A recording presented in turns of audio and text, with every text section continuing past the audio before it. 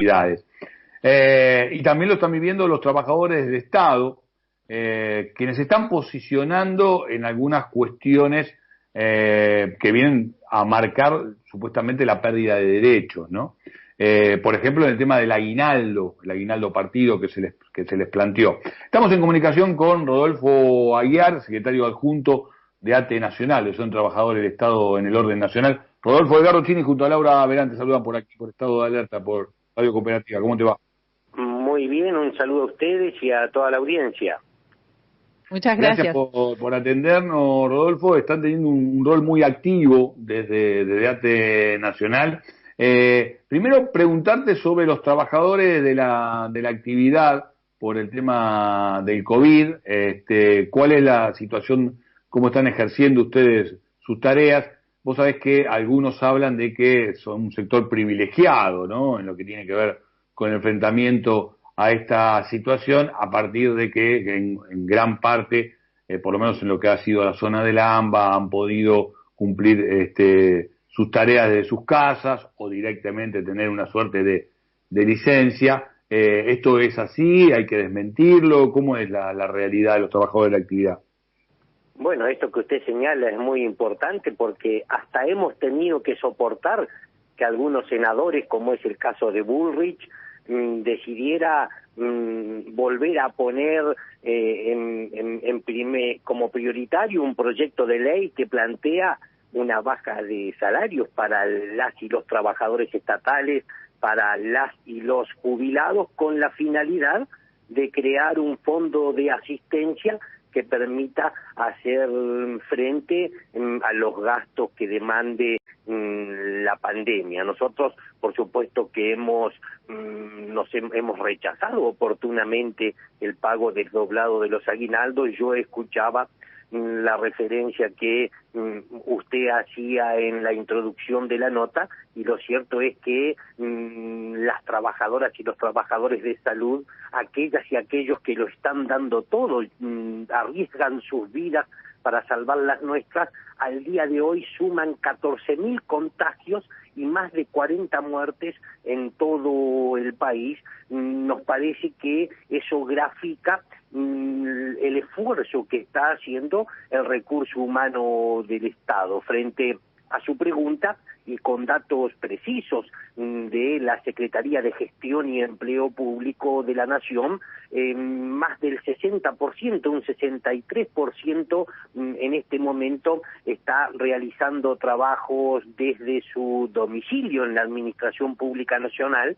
Nosotros no lo denominamos teletrabajo, para nosotros es trabajo en condiciones de encierro, es decir, llega la pandemia y las y los trabajadores fuimos expulsados a nuestros hogares, a nuestras casas, y desde allí, en la mayoría de los casos, se siguen cumpliendo funciones. Lo más importante, por supuesto, es un primer preacuerdo al que hemos llegado con las autoridades para que esta ley recientemente aprobada de teletrabajo en el Congreso de la Nación, que si bien aborda o modifica aspectos de la ley de contrato de trabajo, hay organismos nacionales que se rigen en parte por esa legislación. En nuestro caso hemos acordado que no va a aplicarse esta norma y que cualquier regulación relativa a esta modalidad de empleo va a tener que ser debatida en paritarias con las distintas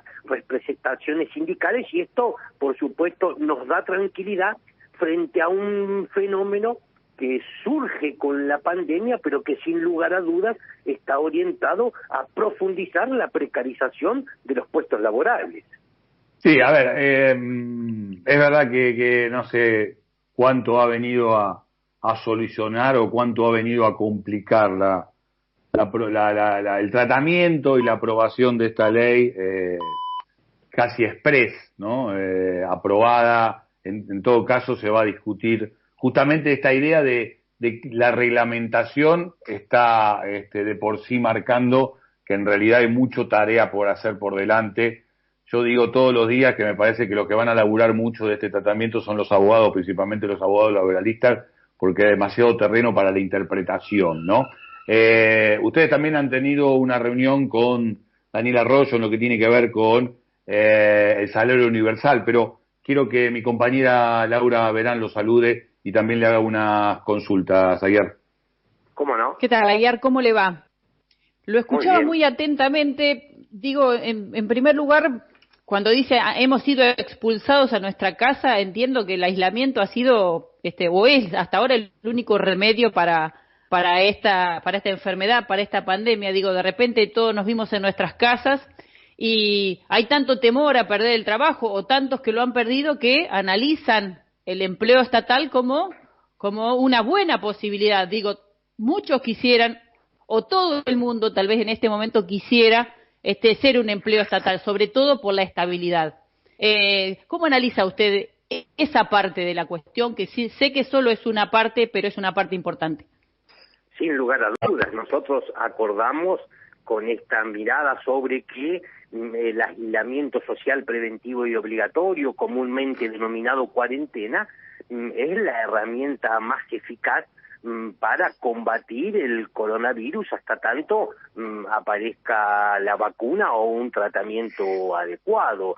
Consideramos que la misma ha sido una medida acertada por parte del gobierno, pero sin lugar a dudas lo que se encuentra en debate en este momento es precisamente el tránsito de la pospandemia. Es como si las gestiones, y en nuestro caso también el resto de las instituciones, incluidos los sindicatos, nos costara dejar de lado la agenda de la pandemia para comenzar a transitar la pospandemia y responder al principal interrogante, que es quién va a pagar el costo de esta crisis, porque la emergencia sanitaria, si algo genera, es un derrumbe económico y social a nivel mundial, pero del cual la Argentina forma parte. Por lo tanto, creo que las miradas, y no es un día cualquiera hoy, luego de este No, acuerdo exactamente, que justo se cuando acaba... usted decía quién va a pagar en un día como hoy, bueno, justamente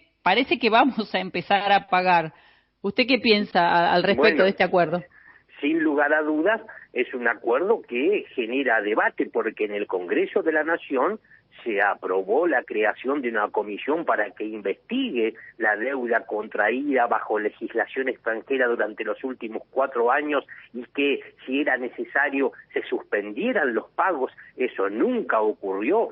Fue una propuesta y una iniciativa que hemos sostenido desde nuestra organización desde un principio, y a nosotros nos parece, como usted refiere, que sin lugar a dudas algunos comparan la magnitud de esta crisis porque ha sido tan fulminante el virus que tan solo en 100 días recorrió todo el planeta. Por eso algunos la comparan con la crisis del 30, porque todo el mundo a la vez vamos a recordar esta pandemia, pero además 170 de los 195 países que existen van a tener un crecimiento negativo durante este año 2020. Nosotros pensamos que lo que está en debate es que si la salida va a ser como en el 30, en favor del trabajo, el desarrollo, la producción, o va a ser como en el 2008, en favor de los bancos privados y los grandes grupos económicos. Nosotros creemos que precisamente el salvado tiene que ser el pueblo argentino, y cuando esta pandemia termine, los pobres no pueden ser más pobres y los ricos no pueden ser más ricos que ahora. Eso es lo que está en este momento en disputa claramente.